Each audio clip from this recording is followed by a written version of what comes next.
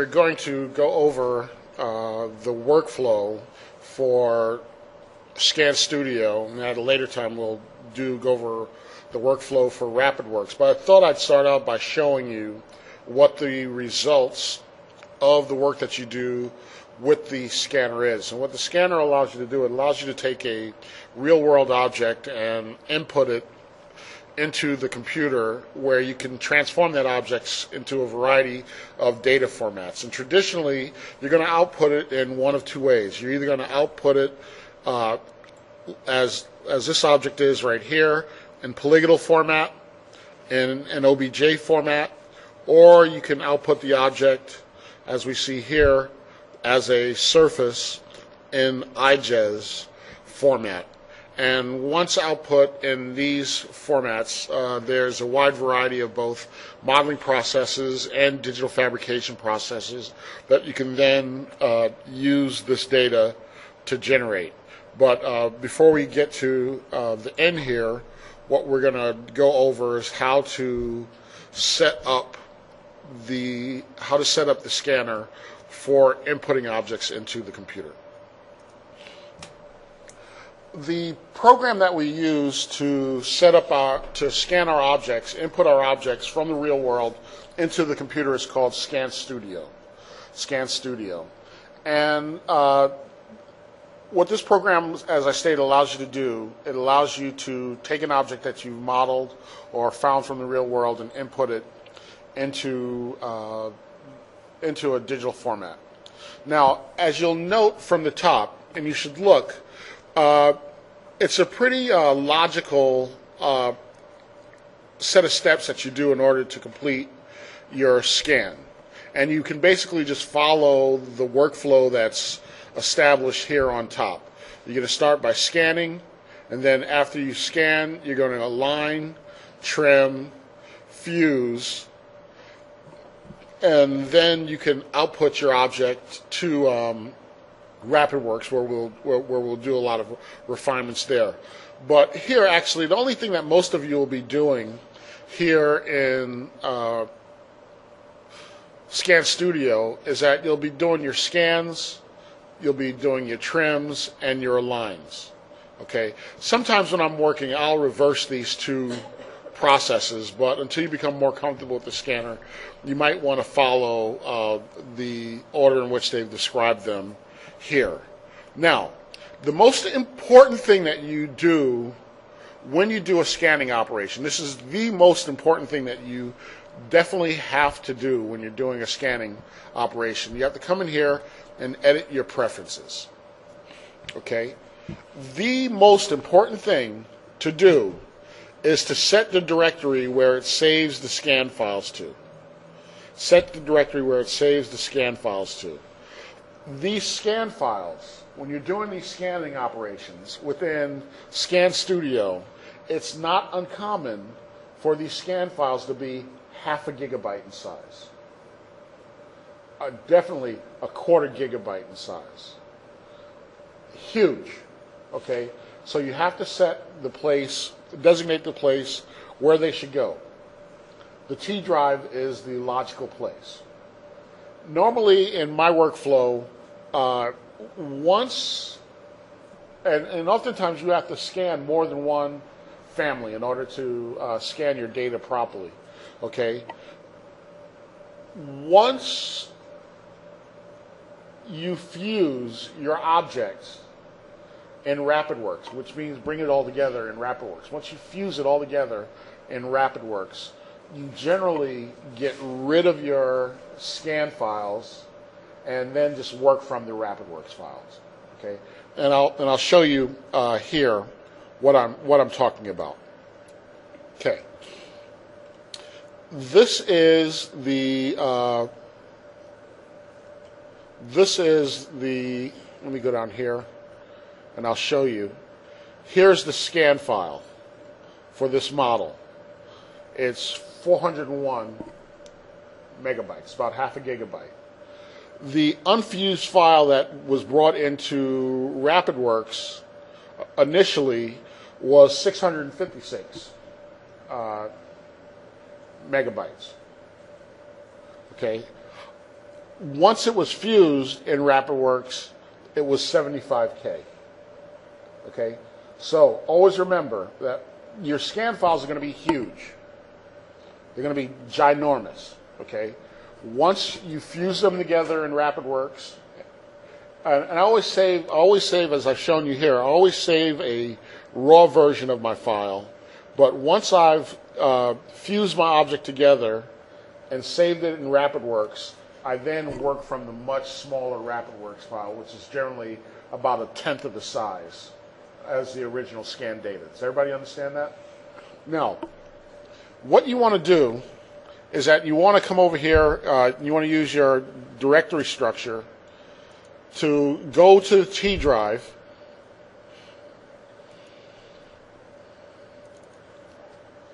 and in this case I'm going to put mine in the materials folder. Don't you put yours there, it won't let you actually. And I'm going to create a new folder, and I'm going to call this scan _ spring 2014. Okay, and that's the folder that I'm going to save all my work in. So now I can come here and use my browse, and I go to the T drive, 250, materials, and scan spring 2014, and that becomes the directory where it saves all the files to. Okay, you'll put that in your folder in the T drive. Okay.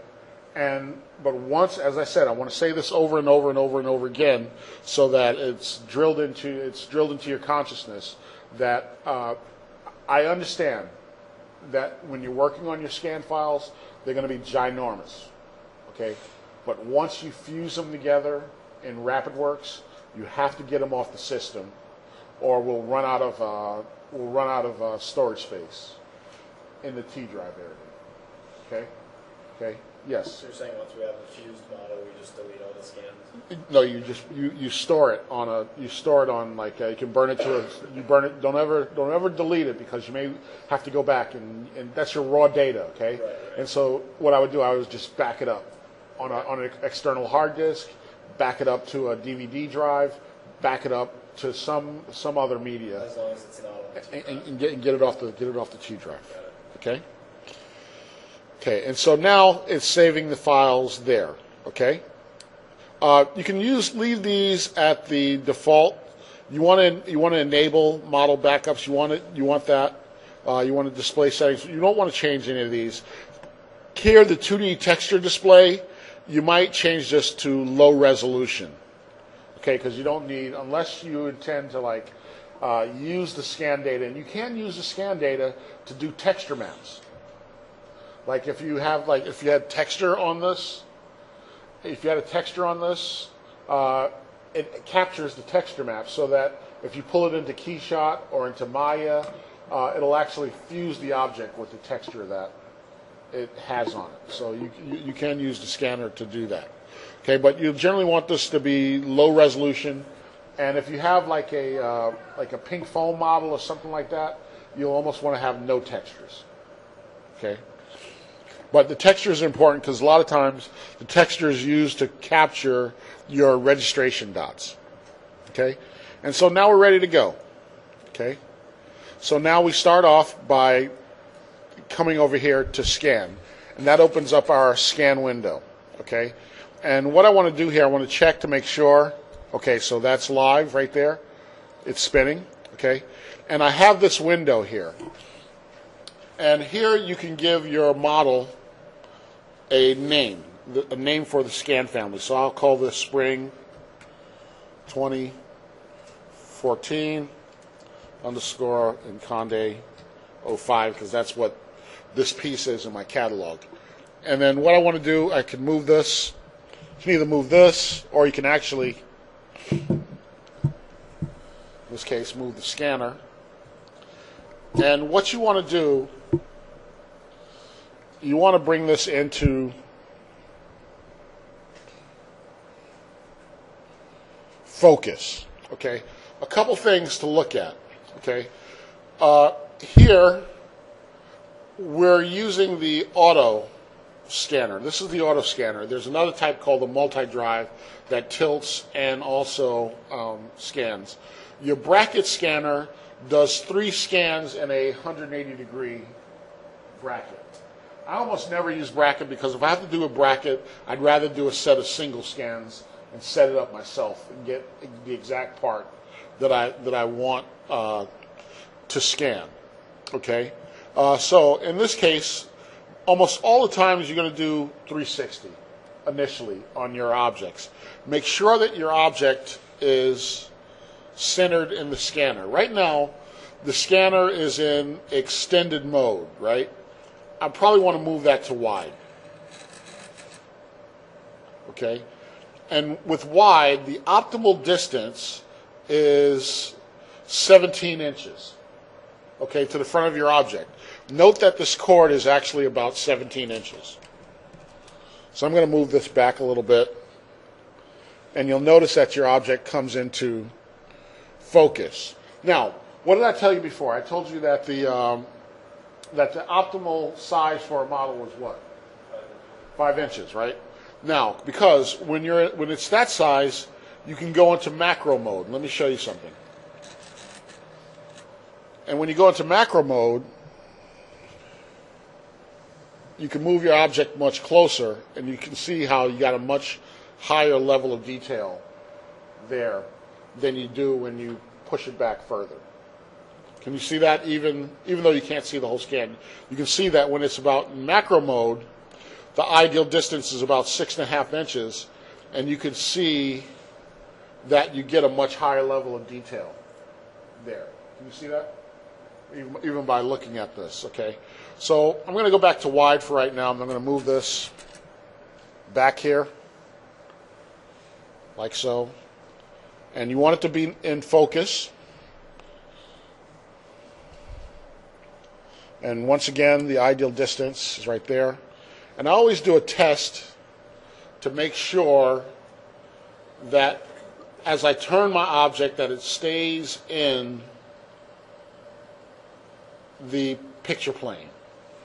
Because sometimes your object will move out of the picture plane. Okay, and you want to make sure that it stays in the picture plane. Okay, and so that looks pretty good. You don't have to turn off the lights. That's not going to make it scan any better. Okay, and you don't have to do any of those things. Just ambient light, the way it is, it'll work fine. Okay. Now the number of divisions is the degrees or the number of scans that it's going to do in 360. So you take the number of divisions divided by 360. That's how much it's going to turn the object between each scan. Okay. I always generally, you can do as many as 16. I generally do about 12. 12 to 16. It's on you, but I want you to look at something, okay? You always want to set the divisions somewhere between 12 and 16, okay? This points in inches square inches, right? Points in a square inch. You always want this set at SD in the middle, okay? So right now you got 500 points in a square inch.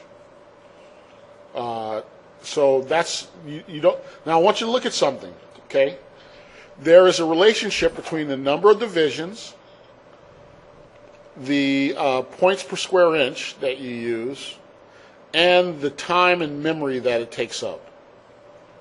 Okay, the time and memory. Right now it's going to take 15 minutes to scan this. And it's going to use 13% of the memory, right? Let me change this value to 16. Now it's going to take 20 minutes and 17. If I scroll this down to 6, it takes 7 minutes and it only uses 6% of the memory. Let's bring this back up to 12.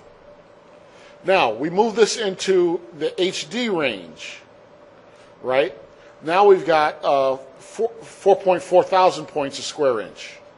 Okay, now it's taking 40 minutes and it's using 100% of the memory.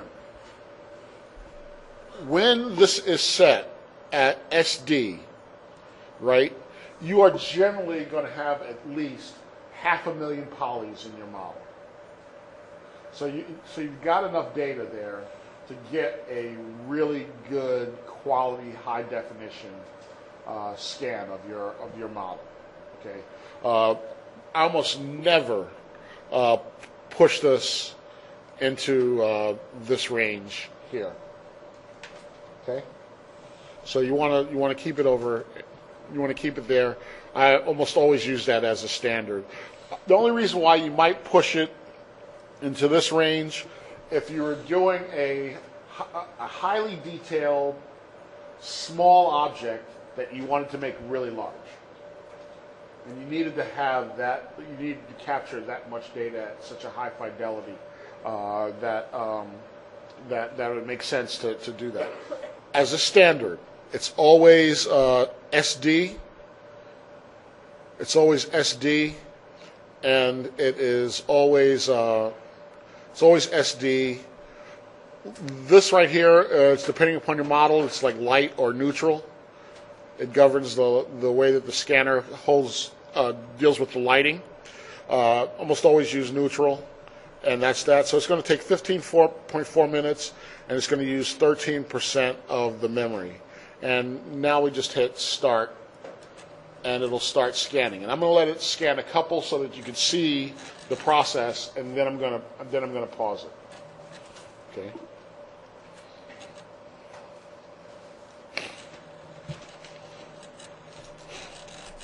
Okay, so the lights go out. What it does, it captures a image, and it might do a calibration scan the first time out. Note that right here, what it's doing is that it's creating a family. This is scan family A. Okay, it's creating a family. It always organizes its scans in families. Okay, and what you want to do is first you align individual families. Okay, and so in this case we're doing all of our scans vertically like this, right? I could change the orientation of my model and scan it in this way, right? Then you align that family, and then you could align the two families together to turn it into one model. Okay, and we'll talk about that. Okay, as it's scanning, you can display your model as textured, as flat shaded, as polys, or as a point cloud. Okay, and that's our first scan right here. That's our first scan. Okay, that's the first scan. Now, I often like to, when it's scanning, in order to see it, I often like to turn it on to shaded so that you can see the model a little bit better in shaded mode. And then, when I'm ready to align it, I can go back and look at it like this. Now, I want to show you something. That's shaded, right? I'm going to zoom this in. You can use your middle scroll wheel to zoom. You can also use your right mouse button, move it sideways up and down to zoom. This dollies, and you can hold down your middle mouse button. Oops. Hold both of them down, right and left, to pan. Okay, hold them both to pan. Left to dolly, and scroll wheel or right to zoom in, zoom out. Okay. Now, let me show you something. I'm going to zoom this in, and let's look at it as polys. That's the polygonal mesh that it's using to scan that object. Okay.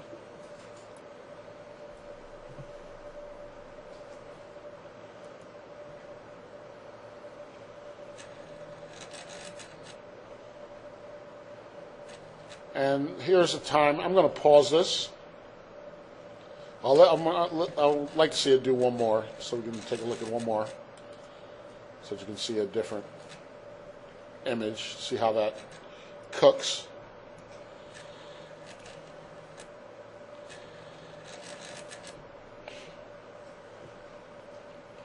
And this is the scanning process. So remember, I told you that it's often good to have something else to do while this is going on, so that you're not just sitting here watching this. I usually have something in the background that I'm working on while it's